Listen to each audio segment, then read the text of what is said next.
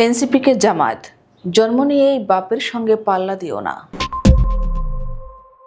বাংলাদেশ জামায়াত ইসলামের secretary general মিয়া গোলাম পরোয়ার জাতীয় নাগরিক পার্টি এনসিপিকে উদ্দেশ্য করে বলেছেন, তোমরা ছাত্রদের নতুন দল, জামায়াত ইসলামের সঙ্গে পাল্লা দিতে গেলে তোমাদের আরও বহুদূর যেতে হবে।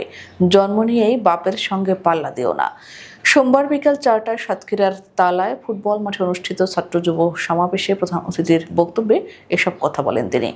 রোববার জামায়াত ইসলামীকে নিয়ে জাতীয় নাগরিক পার্টির আহ্বায়ক নাহিদ ইসলাম যে ফেসবুক পোস্ট দিয়েছেন তার সমালোচনায় এসব কথা বলেন পরোয়ার। ছাত্রদের দলের নেতা দুঃখজনক পোস্ট দিয়েছেন উল্লেখ করে গোলাম পরোয়ার বলেন, তিনি বলেছেন জামায়াত ইসলামী নাকি সংস্কার চায় না।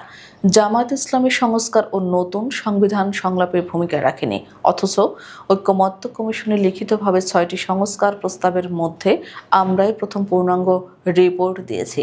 তারা চাচ্ছেন আমরা যেন তাদের সমালোচনা করি, কিন্তু কেউ তো তাদের নামই নিচ্ছে না। সারা দেশের মানুষ এবার দাঁড়িপাল্লায় ভোট দিতে প্রস্তুত আছে জানিয়ে জামায়াত ইসলামের সেক্রেটারি জেনারেল আরও বলেন, নতুন বাংলাদেশে যে ঢেউ শুরু হয়েছে তা সারা বাংলাদেশে পৌঁছে দিতে হবে। জামায়াত ইসলামী গুম, খুন, লুটপাট ও দুর্নীতিমুক্ত একটি মানবিক বাংলাদেশে করতে চায়। একটি পক্ষ জামায়াতের গণজোয়ার রুখে দিতে ষড়যন্ত্র চালাচ্ছে উল্লেখ করে গোলাম পরোয়ার বলেন, জামায়াত ঘের দখল করে না, জমি দখল করে না, বালি উত্তোলন করে না। জামায়াত ক্ষমতায় গেলে দেশে বেকার থাকবে না। কারিগরি শিক্ষার মাধ্যমে দেশের বেকারত্ব দূর করা হবে। সৃষ্টিকর্তার বিধান দিয়ে রাষ্ট্র পরিচালিত হলে হিন্দু ও মুসলিম সবাই ভালো থাকবেন।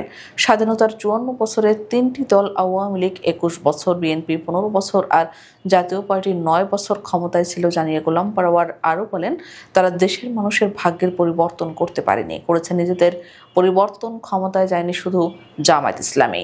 এবার জামায়াত ইসলামীকে ভোট দিয়ে পরীক্ষা করুন। একথা বলতে পারি, জামায়াত ঘুষ, চাঁদাবাজি, সন্ত্রাস করে না। দেশের দুর্নীতি ও লুটপাট থাকবে না, দেশের মানুষকে ভালো রাখবে। সমাবেশে ছাত্র শিবিরের কেন্দ্রীয় সেক্রেটারি জেনারেল নুরুল ইসলাম সাদ্দাম বলেন, 4টি বিশ্ববিদ্যালয় ছাত্র শিবিরের উপর আস্থা রেখেছেন শিক্ষার্থীরা। অতীতে দেখা গেছে ঢাকা বিশ্ববিদ্যালয় যারা জয়লাভ করে জাতীয় নির্বাচনেও তারা সফল হয়।